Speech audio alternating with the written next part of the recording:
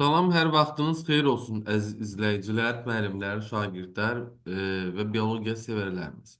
Bir neçə gündür ki, görürəm YouTube videolarının altından qeyd edirsiniz, zəhmət olmasa ABC Akademiyadan 18-ci sınavdan sonraki testlərin izahlarını verin. E, və bu günləri də inşallah biz 4-5 dənə sınavın izahını verəcəyik ki, istifadə edə biləsiniz. Başlayırıq birinci sualdan. Deyir ki, hansı yosunun zoosporları həm mitoz, həm də meyoz yolla əmələ gələ bilər? Bizim cavabımız təbii ki, burada xlamidomonada yosunudur. Çünki xlamidomonada yosununa baxdığımız zaman qeyri-cinsi çoxalma zamanı bunun zoosporları mitoz yolla əmələ gəlir. Amma cinsi çoxalma zamanı ziqotdan da zoospor əmələ gəlir ki, xlamidomonada yosununda. Bu da meyoz yolla əmələ gəlmiş olur. Ona görə cavabımız D bəndidir. İkinci sualda deyir ki, qadının somatik hüceyrəsinin xromosom müxtəlifliyi N olarsa, yəni haploid xromosom dəstidir qadında, somatik xromosom müxtəlifliyi. Onun bir bağırsaq hüceyrəsində olan xromosom dəstini hansı ifadə ilə müəyyən etmək olar?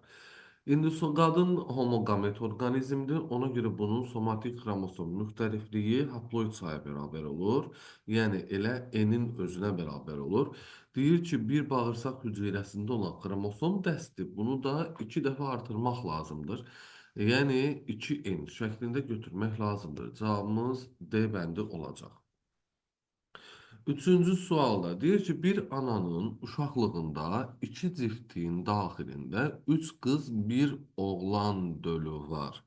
İki cift varsa iki dənə zigot olub, iki mayalanma baş veribdir.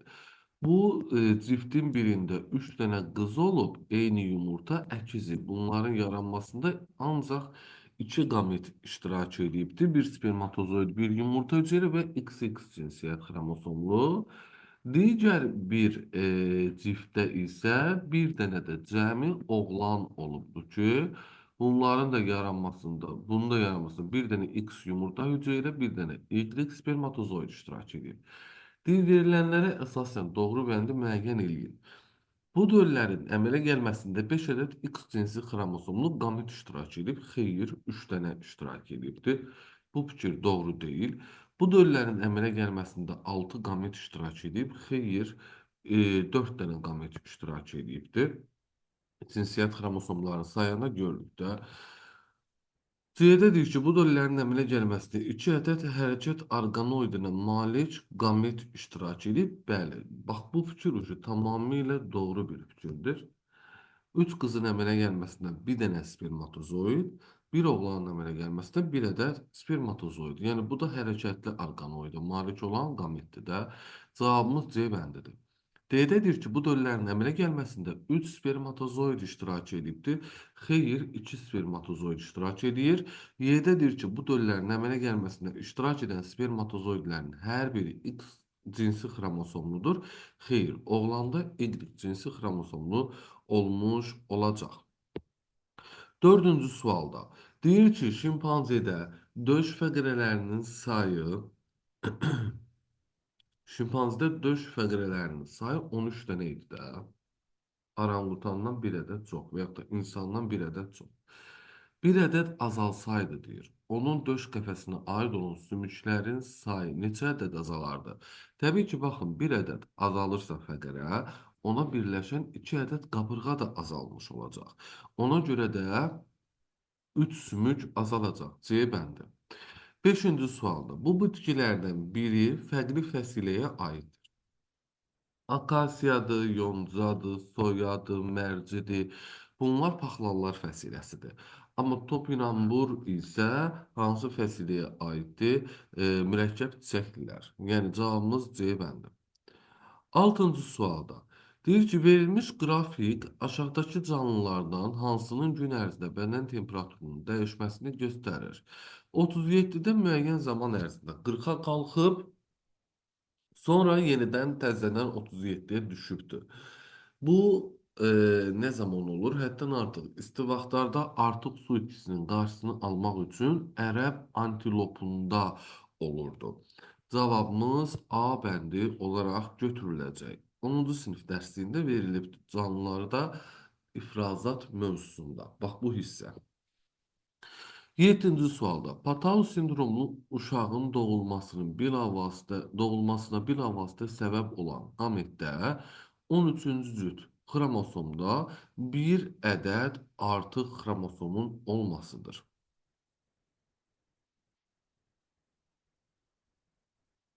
Qametdə deyir. Hə, qametdə bir ədəd artıq xromosom olur. Normalda 13-cü cütdə nə olurdu?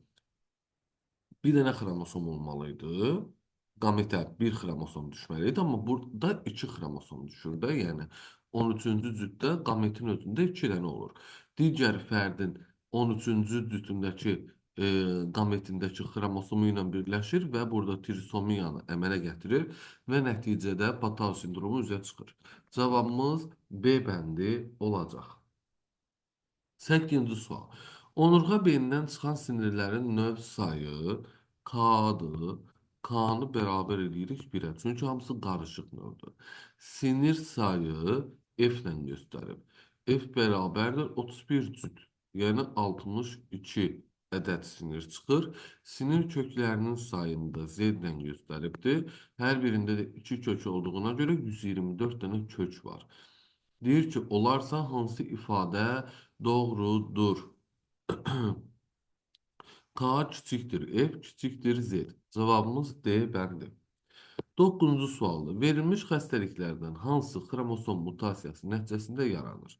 Bax, Pataudur, Edward'dır, Down'dur, Klinefelter'dir. Bunlar hamısı aneuploidiyalara aiddir.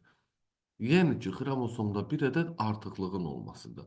Amma Lejen sindromu və yaxud da pişik çığırtısı deyirik buna. 5-ci cüt autosom xromosomda bir hissənin itməsi deməkdir ki, bu da nədir? Təbii ki, xromosom mutasiyasıdır. Cavabımız B bəndi olur. 10-cu sualda genlərin epistaz təsiri zamanı böyük C, kiçik C, kiçik A, kiçik A ilə böyük C, kiçik C, böyük A, kiçik A genotipli ada dovşanı fərdlərinin çarpazlaşmasından nəsildən neçə qara ada dovşanı alınar? Nə edirəm? Monohibridə gətirirəm. Böyük C, kiçik C-ni çarpazlaşdıram böyük C, kiçik C ilə.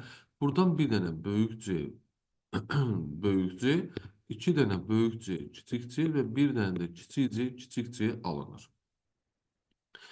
Kiçik A, kiçik A'nı da çarpazlaşdıranda böyük A, kiçik A'nın buradan demək nə alınır? Bir dənə böyük A, kiçik A alınır və bir dənə də kiçik A, kiçik A alınır.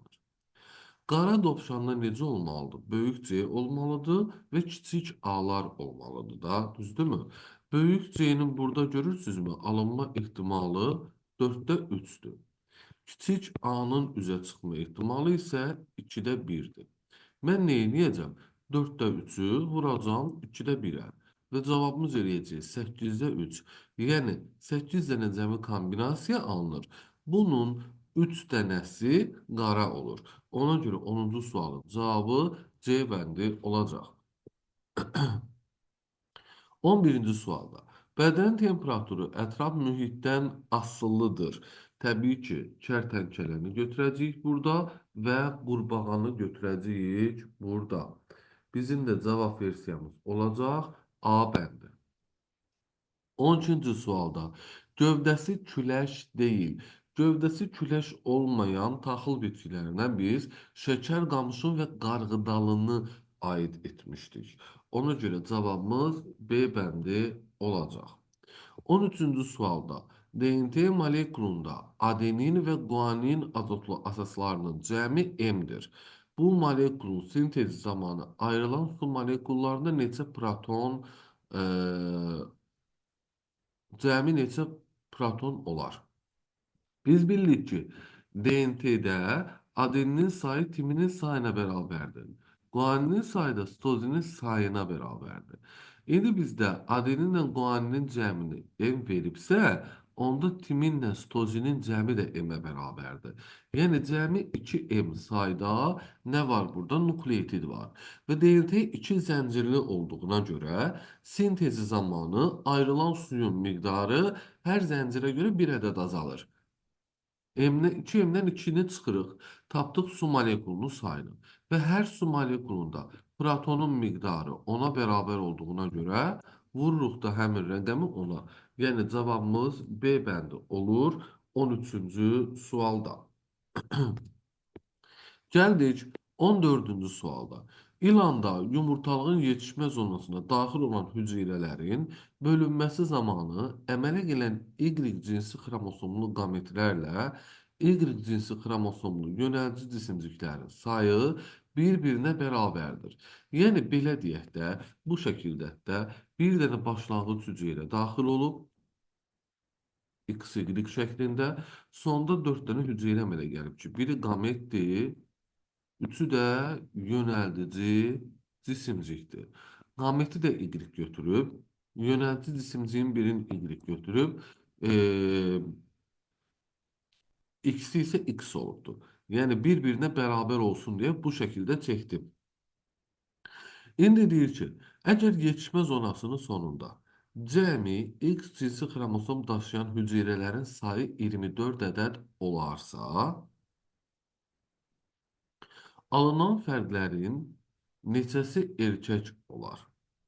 Gördüyünüz kimi şəkildən də görürük ki, baba buradan çəkdiyimizdən görürük ki, X-ların hamısı hardadır? Yönəltici cisimciklərdədir. Qamet necədir? Y-dir. Y cinsiyyət xromosomlu qamet ilanın dişi fərdində olur. Erkək fərdində olmur. Ona görə bu qametlərin hamısı dişi fərdin əmələ gəlməsində iştirak edəcək. Bu 24 olsa da olmasa da. Yəni erkək fərdlərin alınmasında heç bir qamet iştirak etməz. Ona görə 14-cü sualın cavabı Y bəndi olaraq götürüləcək. Heç hesablanmağa belə yalandan dəymir də, yəni aydındırmı? 15-ci sualda şəkildə hansı rəqəmlə göstərilmiş orqanlara vena damarı daxil olur? Ağciyərə ağciyər arteriyası daxil olar. Böyrəyə böyrək arteriyası daxil olar. Qaraciyərə həm qaraciyərin qapı venası daxil olur, həm də arteriya damarı daxil olur. Götürürük. Ürəyə də həm deməli, ürəyə də daxil olur. Nə? Təbii ki, vena damarları aşağı yuxarı boş vena daxil ola bilir. Sonra e, ağciyər venaları daxil olur. Ona görə bizim cavabımız D bəndi olacaq. Gəldik 16-cı sualda. Bizə deyir ki, yarpaq hüceyrəsində 12 xromosom olan bitkinin erkəkciyi kök hüceyrəsində 16 xromosom olan bitkinin dişiciyini mayalandırmışdır. Dölsüzlük Karpachenko üsulü ilə aradan qaldırılmışdır. Hibridin endosperm hüceyrəsində xromosom sayını istəyir. Bizə dişini verib 2n bərabər 16, erkəyi də veribdir 2n bərabər 18, 12. Erkəyi də verib 2n bərabər 12. Aha. İndi endosperm nədən ibarətdir? Mərkəzi hüceyrədən. Mərkəzi hüceyrəmiz onda olur bizim 16, dişi bitkinin özü. Bir də spermi lazımdır. Spermi də erkək bitkidən götürdük. Bu da elədi 6. 16 ilə 6-nı cəmlədik. Elədi 3n, yəni dölsüz hibridin endospermi 22. Buna Karpachenko tətbiq edib 2 dəfə də artırdıq. 6n bərabər oldu 44-ə. Yəni cavabımız A bəndi olacaq 16-cı sualda. 17-ci suala gəlirik. Deyir ki, verilmiş hüceyrə orqanoidlərindən hansı sitoplazmadan membran vasitəsilə ayrılır? Təbii ki, membranlı olanları götürəcəyik də. Nəyə götürməli deyilik? Ribosomu götürməyəcəyik, hüceyrə mərkəzini götürməyəcəyik. Qalanlar membranlıdır. 1, 2, 5, 6. Yəni cavabımız D bəndi olacaq. 18-ci sualda ördəkburun veribdi. Ördəkburun haqqında fikir istəyir. Kloakası olan məməlidir? Bəli. Balasını südlə bəsləyir? Bəli. Yumurta qoymaqla çoxalır? Bəli. Yarımsu həyat tərzi keçirir və üzmə pərdələri var? Bəli. Yaxşı inkişaf etmiş lələk örtüyü yox da, burada tük örtüyü olmalıdır. Ona görə cavabımız Y bəndi olacaq. 19-cu sualda şəkildə göstərilən prosesə məruz qala bilər. Bu nədir? Dönər denaturasiya. Dönər denaturasiyadır. Denaturasiyanı nə həyata keçirir? Zülallar. Ona görə də cavabımız B bəndi selülaza olacaq. Selülaza bir fermentdir, həzm fermentidir. Həşəratlarda ola bilir, bəzi mollyusklarda falan ola bilir. Sellozanı parçalayır. 20-ci sualda şəkildəki canlı haqqında verilən fikirlərdən neçəsi doğrudur? Göyərçindir də bu. İki qat tənəffüs zamanı deyir, ağciyər və hava kisələrinə qazlar mübadiləsi gedir. Bax, bu fikir səhvdir, çünki hava kisələri sözü olmamalıydı. Rüşeyimin inkişafı ana orqanizmdə başlayıb xaricdə tamamlanır. Xeyr, bu fikir də səhvdir. Rüşeyimin inkişafı gedir xaricə qoyulmuş yumurtanın içərisində. Büzdün fəqərələri bitişikdir. Büzdün fəqərələri yoxdur bunlarda. Büzdün sümüyü var. 4 sümüyünə 4 ədəd qurşaq sümüyü birləşmişdir. 4 ədəd yox da 2 ədəd olmalıydı burada da. Ancaq qarğa sümükləri birləşir. 5-ci sualda dərinin qəritin törəməsi olan pulcuğa malik ola bilər? Bəli. Pəncə lüləsinin üzərində, arxa ətraflardakı barmaqların üzərində ola bilər. Bu fikir doğrudur. Tük örtüyü sıxdır, tük örtüyü yox da lələk örtüyü sıxdır. Yazsaydı doğru olardı. Cavabımız bir dənəsi doğrudur. Ona görə A bəndini işarələdik. 21-ci sualda yanlış mülahizələri seçin. Xemosintez prosesini həyata keçirən canlıların plazmatik membranı olmur. Bunu götürəcəyik də yanlış fikirdir. Plazmatik membran bütün canlı hüceyrələrdə var. Nuklein turşularında azotlu əsasların növ sayı nuklein turşularının növ sayına bərabərdir. Azotlu əsasların növ sayı nuklein turşularında 4 növ olur. Amma nuklein turşularının növ sayı isə demək nə qədərdir? Baxdığımız zaman 2 növdür də DNT, RNT. Ona görə bu fikir də yanlışdır, götürəcəyik. 23-cü fikirdə deyir ki, membran quruluşu orqanoidləri yoxdur. Bu doğru fikirdir, götürmədik. Qeyri-üzüm maddələrdən üzüm maddə sintez edə bilir. Bəli, karbon qazı sudan qlikoz və oksigen əmələ gətirir ki, o oksigeni də özü istifadə edir. Bu da doğru bir fikirdir. Ekariot nümayəndəsi olmur. Bəli, ekariot nümayəndələri olmur. Cavabımız 1, 2, Y bəndi olacaq. 22-ci sualda genotip verilən fərdin əmələ gətirə biləcəyi qametlərin maksimum növ müxtəlifliyi neçə edər? 3 dənə heteroziqotdur da burada, düzdürmü? 2 üstü 3 bərabərdir 8 növ qamet əmələ gətirər. Təbii ki, Krasingover olarsa. Cavabımız ona görə də maksimum istədiyinə görə Krasingoveri nəzərdə tutmalıyıq və B bəndini də götürməliyik cavab versiyası kimi. 23-cü sualda canlının 4 somatik hüceyrəsinin 4 vurulsun 2n bərabərdir 8n. 2 qametinin 2 vurulsun n bərabərdir 2n. Olan xromosomlarının sayının cəmi n-ə bərabərdirsə, ümumi xromosomlar n-ə bərabərdirsə, deyir, həmin hüceyrələrdə cəmi neçə autosom xromosom var? Autosom xromosomu tapanda nə edirdik? Ümumi xromosom sayından n-lərin qarşısındakı rəqəmləri çıxırdıq. Çıx 8, çıx 2. Çünki bunlar cinsiyyət xromosomunun sayını göstərirdi. Bu da eləyir n çıxılsın 10. Yəni cavabımız C bəndi. 24-cü sualda qanın vena kapilyar vena istiqamətdə axması müşahidə olunan orqan nədir bu? Qaraciyər. Orqanda əmələ gələn maddə haqqında hansı fikir yanlışdır? Lipazanın təsirini gücləndirir, öt hazırlayır. Ona görə də doğru bir fikirdir. K vitamini yağda həll olan vitamindir. Onun sorulmasını asanlaşdıracaq. Bağırsağın işini düzləndirəcək. Mədədən gələn turş qida horrasını neytrallaşdıracaq. Bunlar hamısı ödəm funksiyasıdır. Öd də qaraciyər hazırladığına görə elə qaraciyəri də aid edə bilirik. Qanı mineral duz və sidik cövhərlərindən təmizləyəcək. Xeyr, bu böbrəyin funksiyasıdır. Ona görə cavabımız Y bəndi olacaq. Gəldik 25-ci suala. Deyir ki, birinci verilənə əsasən ikinci uyğunluğu müəyyən edin. Məməlilərdə plasenta mezozoy erasında yaranıbsa, onurğalılarda ağciyər devonda yaranıbdır. Mezozoy erasının təbaşir dövründə, yəni burada devon deməyək də paleozoy deyək. Paleozoy erası. Hansı dövründədir? Təbii ki, ağciyərin yaranması devon dövründədir. Ona görə cavabımız da A bəndi olacaq. 26-cı sualda bütün onurğalılara aid edilir. Fərdi inkişafında xor da var, bəli. İki qan dövranı xeyir. Qanın yalnız damarlarla axması, bəli, hamısında qapalı qan damar sistemidir. Borulu tipli mərkəzi sinir sisteminin olması hamısına aiddir. Qan dövranında 3 növ qanın dövr etməsi xeyir. Cavabımız 1, 3, 4. Yəni D bəndi olaraq götürüləcək. Gəldik 27-ci suala. Deyir ki, diploid xromosomlu iki fərqli ana hüceyrənin xromosomları və genləri təsvir olunmuşdur. Deyir, verilənlərə əsasən aşağıdakı qametlərin hansı hər iki hüceyrənin normal meyoz bölünmə keçirməsi nəticəsində ortaq olaraq əmələ gələ bilər? Əmələ gələ bilər. Bax, mən burada baxıram ki, 27-ci sualda.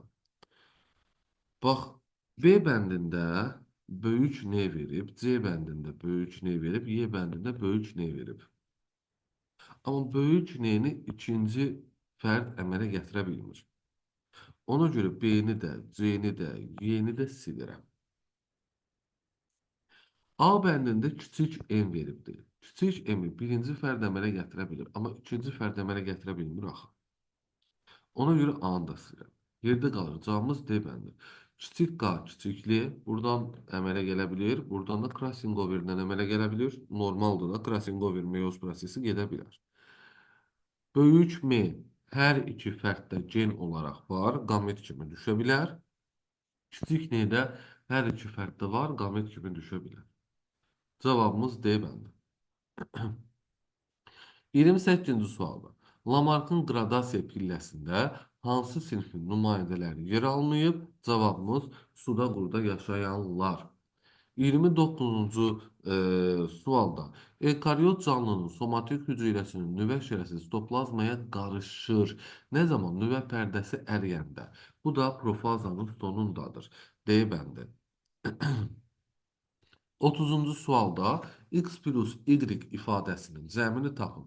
Tənəffüs hərəkətlərinin sayı 5-dirsə, alveollardan qana keçən oksigenin miqdarı 5 vurulsun 25. Bu eləyir 125. Xaric olan karbon qazının miqdarı isə 5 vurulsun 20. Bir tənəffüs hərəkətinə görə hesablayırıq da bunu. Bu da eləyir 100. Cəmlədiyimiz zaman cavabımız C bəndi 225 edəcək. Gəldik 31-ci suala. Başlanğıc sayı 4 olan bakteriya sayını 16 dəfə deyir artırıb. 4, 2 ilə bölündü 8, 2 ilə bölündü 16, 2 ilə bölündü 32, 2 ilə bölündü 64. Sayını 16 dəfə artırdı. Deyir, bu zaman əmələ gələn nəsil sayı. Nəsil sayı oxların sayıda 1, 2, 3, 4 dənə nəsil sayı oldu. Bölünməyə məruz qalan fərdlərin sayı. Bölünməyə məruz qalan fərdlərin sayı son çıxılsın başlanğıcdır. Bu deyilir 60. 4 bölünsün 60 nisbətində olacaq ki, bunu da ixtisar edəndə 1-in 15-ə olacaq bizim cavabımız. Yəni B bəndi. 32-ci sualda. Alkoqol hepatiti zamanı hansı toxuma çevrilməsi baş verir? Alkoqol hepatiti qaraciyərdə olur və qaraciyər özü epitel toxumadır. Hepatit zamanı da bu birləşdirici toxumaya çevrilir. Cavabımız D bəndi. Spirtli içkidən həddən artıq çox istifadə etdiyi zaman olur. 33-cü sualda Klinefelter sindromu insanda bir xromosoma maksimum neçə xromosom oxşar olar? Klinefelterdə artıqlıq elədi ki, 23-cü cütdədir və kişi olduğuna görə XXY-dir. Yəni istər bunun autosom xromosomundan götürsəz, istər cinsiyyət xromosomundan götürsəz, siz bilməlisiniz ki, bir xromosoma maksimum bir dənəsi oxşar ola bilər. Yəni, tutaq ki, bu cinsiyyət xromosomlarında. Bu X-a maksimum o bir X oxşardır da, yəni bir dənəsi. Cavabımız A bəndi. 34-cü sualda bir anazedi çarpazlaşma zamanı 4 fərd alınmışdır. Genotip 1, 2, 3, 4 fərdlər veriblər. Deyir ki, bu genotipli olduğuna görə genotipi analiz edilən fərd hansıdır? Hansıdır? Burada baxdığımız zaman, yəni biz bax A bəndində böyük A var. Düzdürmü? Böyük A biz anazedi çarpazlaşmada bax bu şəkildə aparmaq lazımdır da kiçiklərlə çarpazlaşdırmaq lazımdır. Kiçiklərlə. Düzdürmü? Böyük A-nı kiçik A-la çarpazlaşdırmağa ehtiyac yoxdur anazedi çarpazlaşmada. Əgər çarpazlaşdırsaq, burada kiçiyə bax, ikinci fərddə alınmaz. İkinci fərddə alınmaz. Düzdür? Sonra B-də də, C-də də, D-də də kiçik C-lər var. Yox, B-də və D-də. Kiçik C-lər var ki, bu kiçik C-ləri bir-birini çarpazlaşdırsaq, ancaq kiçik C-lər əmələ gələr. A bəndində, B bəndində, ikincidə, birincidə, ikincidə və dördüncü fərddə böyük C geni var. O üzə çıxa bilməzdi. Ona görə bunları da atdıq. Düzdür? C bəndində də kiçik A var ki, elə bunu da kiçik A ilə çarpazlaşdırsaq, ancaq kiçik A-lar üzə çıxar. Böyük A geni fərdlərdə bəs necə üzə çıxıb? Birinci, dördüncü fərddə. Ona görə ola bilməz. Onun üçün də bizim cavabımız yerdə qalır. Y bəndi. Bu şəkildə qeyd eləmiş olduq. 35-ci sualda. Herbaridə moruq verib, palıd verib, toz ağacı verib, lobya yarpaqları toplayıbdır. Burada mürəkkəb olan yarpaqların sayı sadə yarpaqların sayından 2 ədəd azdır. Mürəkkəb yarpaq morudla lobyadadır da. İkisindədir. Sadə yarpaqlarda palıdla toz ağacındadır. Deyir ki, əgər herbaridə sadə yarpaqların sayı 12-dirsə, 12-dirsə, deməli, yəni palıdla toz ağacı yarpaqlarının cəmi 12-dir. Mürəkkəb yarpaqlar da moruqla lobyadaydı. Bundan 2 dəfə azdırsa, demək moruqla lobyada olan yarpaqların cəmi 6-ya bərabərdir. Mürəkkəb yarpaqlardakı yarpaqcıqların ümumi sayını istəyir. 6 dənə mürəkkəb yarpaq var. Hərəsində 3 dənə, 3-ər mürəkkəb yarpaqdır da. 3 dənə yarpaqcıq olduğuna görə 6-nı vurduq. 3-ə cavabımız etdi 18. Yəni A bəndi. 36-cı sualda insanda aşağıdakı hormonlardan hansı qanda olan maddələrin miqdarını azaldır? İnsulin şəkərin miqdarını azaldacaq, kalsitonin kalsiumun miqdarını azaldıb sümüyə ötürəcək. Cavabımız 2 və 3-dür burada. Glikagon qanda glikozanın miqdarını artıracaq, parathormonda qanda kalsium, fosforun miqdarını artıracaq. Cavabımız ona görə 2, 3 olmuş olacaq.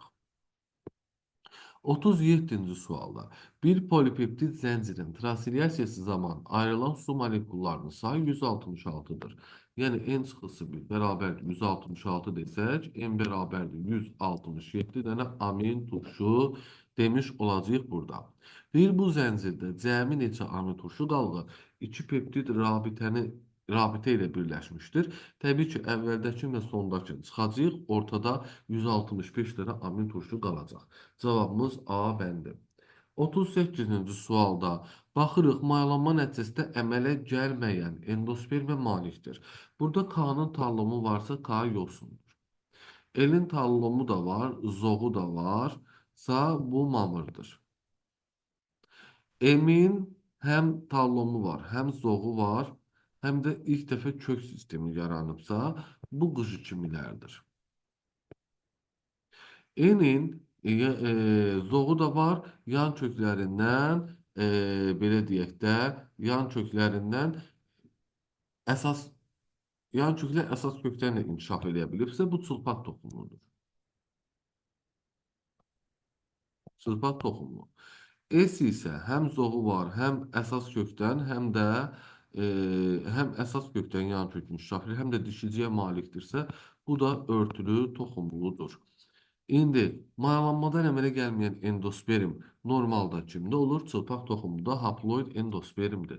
Cavabımız A bəndi olacaq. 39-cu sualda. Baxırıq ki, birincidə sıxıcı sarğı qoyur. Kiçik vena damarında olan qan axmadır. B bəndi ikincidə turna qoyubsa, deməli bu böyük venoz qanaxmadır və arteriya damarlarının zədələnməsi ola bilər. Üçüncü isə kapilyar qanaxmadır. Baxaq. Bir qanı ürəyə aparan kiçik damarların zədələnməsi zamanı tətbiq olunur. Kiçik damarların zədələnməsi zamanı tətbiq olunursa, bu kiçik vena damarlarından söhbət edir. Birə aiddir A. Qanın hərəkət sürəti 0,5 mm bölünsün saniyə axan damarların zədələnməsi zamanı tətbiq olunur. Bu kapilyar qanaxmadır. 3-ə aiddir B. İri damarların zədələnməsi zamanı tətbiq olunur. 2-yə aiddir C. 1-ə A, 2-yə C, 3-ə B. Cavabımız A bəndi E'dir. Gəldik 40-cı və sonuncu sual. Dil uyğunluğu müəyyən edin. Sümük növləri verib, burada X, Y, Z şəklində göstəribdir. Baxırıq ki, bizdə nədir burada? X, yazaq da bura. Y və Z. X necə sümükdür? Qabırğadır, yaşlı sümükdür. A aid. Y uzun borulu sümükdür. C aiddir. Z də onurğa da qarışıq sümükdür. D aiddir bura. İndi deyir ki, bunların ilk tipi yardımı döş qəfəsindən, qəfəsin dərindən nəfəs vermə vəziyyətində möhkəm sarmaq bu qabırğa sınığıdır. Bir aid oldu X-a. Döş qəfəsinin dərindən nəfəs alma yox, nəfəs vermə vəziyyətindədir. 2 getdi. Gövdəyə sarmaq ola bilərdi, ətrafların sınığı olanda, yəni 3 aiddir Y-ə. Arxası üstə uzatmaq heç bir buradakı sınıqlara aid deyil. Sarğı ilə bərk sarmaq, soyuq bir əşya qoymaq, demək, bu da aid deyil, yəni heç birinə. Şina qoymaq bazu sümüyünün sınığında olardı, yəni Y-ə aiddir. 6. Z-də də üz üstə uzatmaq, hərəkətsizliyi təmin etmək qaldı ki, bu da onurğa sınığı zamanı ola bilər. 7. Demək, X-da A1. Aha. Y-ə C3 6. Z-də də D7. Bunların hər üstü düşür Y bəndi. Belə əzlərim. Bu dəfəki test izahımızdan bu qədər. İnşallah 19-cu sınavın izahında görüşərik. Hələlik.